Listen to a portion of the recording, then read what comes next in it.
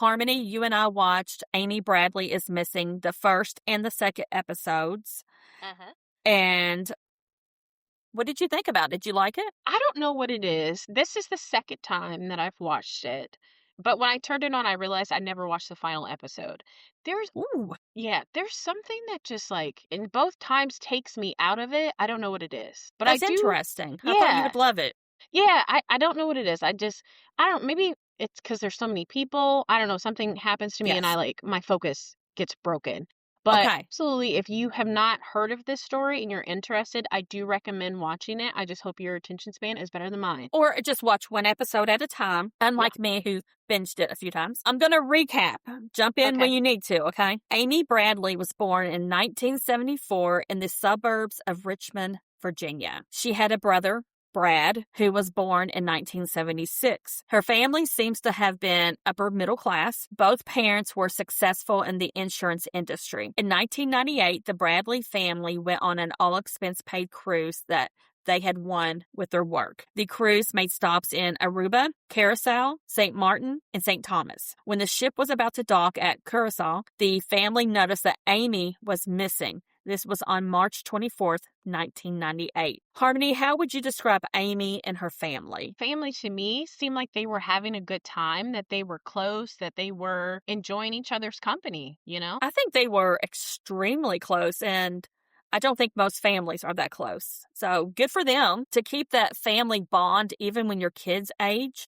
That's wonderful. Yeah, honestly, it kind of reminded me like how me and my mother are with each other. Like we're very close like that. Okay. So it was giving me that.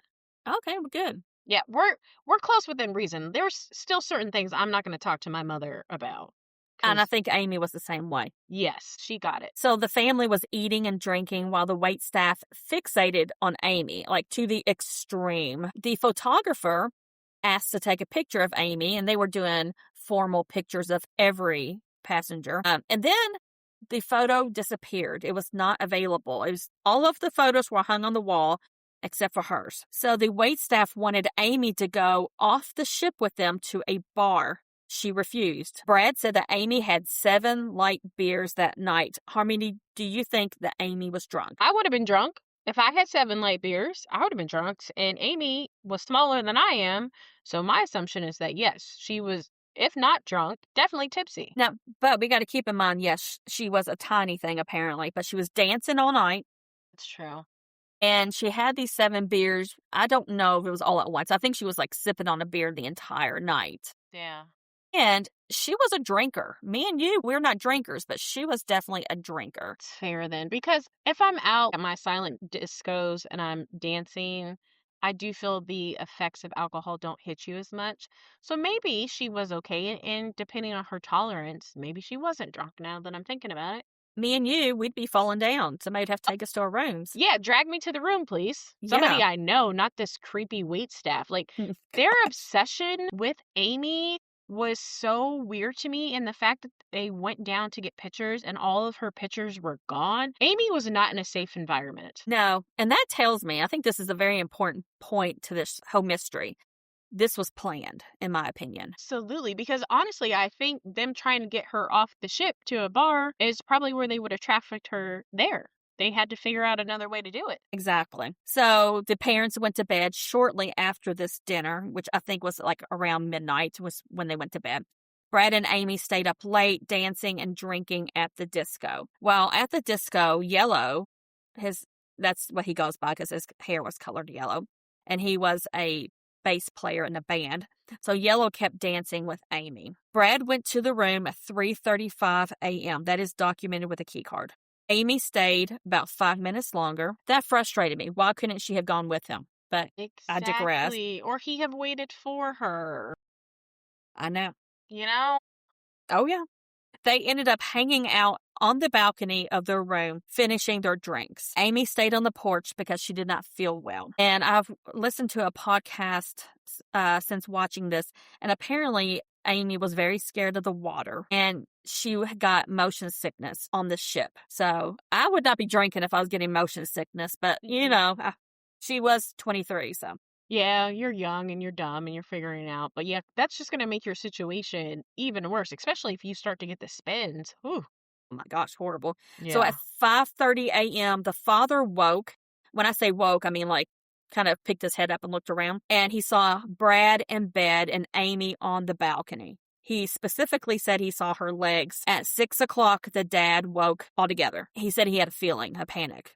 He no longer saw Amy. So, Harmony, how much value do you place on the dad's sighting? He knew his daughter, so I do think it's possible that he absolutely did see her. Do you think the time was correct on all this? Now, the time could have been off because I know when I wake up, unless I look at the clock, I have no idea what time it is. Right. Yeah, so the No, I time agree with you. could have totally been off. So the cruise director refused to page Amy for a long while. They reached the port and people started getting off the ship. They finally paged for Amy. After 3 hours, they began to search the ship with what they call a Charlie drill. The cruise director said, and this is a quote, "Life goes on, cruises go on," end quote. Harmony, were they protective enough? Were they proactive enough? And what did you think about that cruise director? Cruise people piss me off because when they said, well, we're not stopping the boat, I wrote down the cruise line didn't give a rat's ass. He said, we are not putting out a call at 7 a.m. and waking up the other guests. Honestly, personally, if I were on that ship, if somebody went missing and you did a call at 7 a.m., I would get over it because I want this person to be found. Like, that's scary. I'd rather you call at 7 a.m. than to find out later that a person has already been missing from this ship for 3 hours. Yeah. And No. then your doors are open and people are gone. Now, Yes. let's look at this from a corporate standpoint, okay? So we're now knowing that they were all about pleasing corporate, and corporate's all about profits and making everybody happy.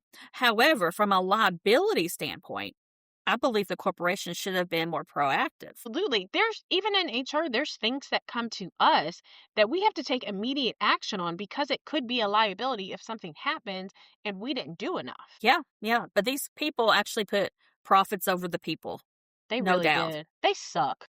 Yeah. So the local authorities took over the case. I'm going to insert here that I did listen to a podcast where there's a theory that the local authorities were involved in this whole mess, but that's neither here nor there. So the head of the case is adamant that if she went overboard, her body would have been washed ashore. And I also found out that the water where they were, because they were coming into port, wasn't deep at all. So the body definitely would have been found. So let's talk about that guy in the neighboring cabin. Do you remember him? Girl, no. I'm drawing a blank. That's okay. Yeah. So he was saying that he would lean over the division between the two balconies and talk to her. And he went on cruises all the time, always by himself. Now, listen, I'm a loner here, so I get that to an extent, but it sounded kind of creepy. Yeah. And then after Amy went missing, the neighbors on the other side of this man said that at like 5:30, 6 o'clock in the morning, they remember hearing him talk to somebody in the room. So apparently the walls are very thin. Yeah. And his TV then went very, very loud. Sketchy. People Yes. usually do that when they're hurting somebody. Yeah. So perhaps a hero of this entire situation is the videographer. He refused to give up his footage because he was videoing for some company for our marketing thing. And the head of security asked him to give up his footage that he had of Amy in yellow dancing that entire night at the disco. He refused. Instead, he made a copy and gave one copy to the FBI, who was then on the ship. For him, I do remember that, and that's called discernment. He knew something was up with them cruise people, so he's like, nah, let me make sure this actually gets to the FBI. That's why I was going to ask you, what do you think the head of security for that cruise line would have done? Absolutely. I'm thinking so too. Yeah. Yeah. 2 women were on top deck after the disco closed. They claimed to have seen Amy in yellow in a glass elevator going up. Amy was staring at something. Yellow returned without her about 15 minutes later. This was between 5:30 and 6 o'clock that morning, according to the women. Now, again, we have to take that time period sort of with a grain of salt, just like with the fathers. But we do have a window there. Yes, absolutely. So I think this is a key part of the story. The parents came home and went to work searching for Amy. All the while, the cruise ship had already been cleaned. The room was not preserved. Made me so upset. When they said the room got cleaned before the FBI even came on, you're losing so much DNA evidence potentially that was in that room. Honestly, I hope that those people are not working for any cruise again because they are simply the worst. The company's going to love them, though, apparently. Yeah. I think that was strategic on their part. You know it, absolutely. So in the second episode, we learned that Amy has supposedly been seen throughout the Caribbean. The first sighting was by an American man who went on a diving excursion. I say American. I also heard that he was Canadian, so North American. How about that? Yeah, that works. He saw Amy with two men, and he recognized one of those men as Yellow. Another man, a taxi driver, saw her. He said she came up to him asking for a phone. A military man saw her in a bar. She was with other people, but when the others went up to the bar, she told the military man that she was being held against her will. She said that she owed her captives money for drugs. So how much validity do you put into these sightings? See, the one with the man in the bar got me because I too. was like, did this really happen? But then he didn't say anything about it because he at the time didn't know that she was missing. He saw the story 3 or 4 years later. And by that point, she could be anywhere. But I thought it was interesting. And I didn't pick up that he was in an illegal bar at first. And then the cop lady called it a brothel. Yeah, so he was in the military. Yeah. So one reason he didn't alert anybody, hey, there's this woman here who's claiming she's being held against her will, is because he was worried about his retirement and all that. Now, would I still have done something? Yes, but, I do understand where he's coming from. And, he's not claiming to be a saint, but at least he's coming forward now. Absolutely. I wish he would have maybe even anonymously left a tip line hey, I was in this bar, not give his name, call from a payphone, and this girl said she was being held captive and she said her name was this. Actually, that would have been brilliant. That would have solved the whole thing. Yeah. Okay. So in 2005, Amy's parents were sent pictures of an escort/prostitute that looked like Amy. FBI analysts confirmed it is Amy. I mean, they measured her ears, her nose. They measured everything. And it is Amy. What did you think about those pictures? Absolutely thought that the photos were Amy, even because Amy had a different type of mouth that she would smile with. And the chin is different too. Yes. And the girl in the photo had the same thing. I was like, that's definitely Amy. Yeah. She's alive and she's being probably pumped full of drugs and trafficked. Yeah. Yeah, her chin kind of jutted out a little bit. Even when they did the age progression pictures, she had a very prominent chin. Yes, I agree. Okay, so a woman by the name of Judy saw her in the bathroom in Barbados. So Judy was a tourist. While in the stall, Judy heard a man and woman come in. The man was threatening the woman. She heard the woman ask if they could stop by and see the kids before wherever they were going to. So Judy got out of the stall, saw the woman. The man had already left. And she said the woman looked like Amy. While making small talk to this disturbed Amy, the woman discovered that Amy was from what she thought was West Virginia, but she was kind of mumbling and speaking very lowly. So she now realizes it was Virginia. And she said the way she said Amy was in a Southern accent. Not a deep Southern, but a light Southern accent. So, Harmony, we have to go over the popular theories and analyze them. Now, you can add theories. These are the ones I've made. Let me know if you come up with more. She fell off the boat. She committed suicide. She walked off the ship willingly. She was smuggled off the ship. What do you think? She was absolutely smuggled off of that ship. I know that they talked about the suicide because Amy was a lesbian and her parents took it hard, and her dad wrote her girlfriend at the time a 3-page letter basically saying he wasn't for it. But Amy had just got a bulldog and got this apartment and did not give suicidal at all. So I don't think it was that. I think they tried to say that she walked off the boat to get drugs. I don't think it was that either. She was smuggled off of that ship just from all the things, people stealing her photos, from the waitstaff being too attentive to her. I feel like they drugged that girl, put her in a suitcase, and wheeled her off of the boat and then trafficked her. That's my thought. One thing I forgot to mention in another podcast is I've been listening to this podcast that Brad has been going to. He's been all over going on podcasts. So one of them, he mentioned that at the end of the night, Yellow gave her a brown drink, and he thought it was a Coke, but I think it was spiked. Of course, she was drinking all night, so it could have been anything spiked, but Yeah. or something she ate, who knows. My question though then is, do you think the neighbor next door to her, do you think he had anything to do with this? I'll go ahead and say yeah, because especially if he is always going on cruises by himself, he's probably met people who are in this nefarious circle of traffickers. So yeah, I would say he did. What do you think? It makes sense. Otherwise, what lured her within, let's just say, 15-minute time to leave her room? She left with her cigarettes and her shoes. So she was thinking, oh, this is going to be like a quick thing. Maybe he was like, hey, I can't get something open. I'm just using random things. Can you come over here and help me with this? Because they had already been talking neighborly. Guard was down and he took Yeah. advantage. Yeah. So, and then I think they smuggled her in something like a linen cart.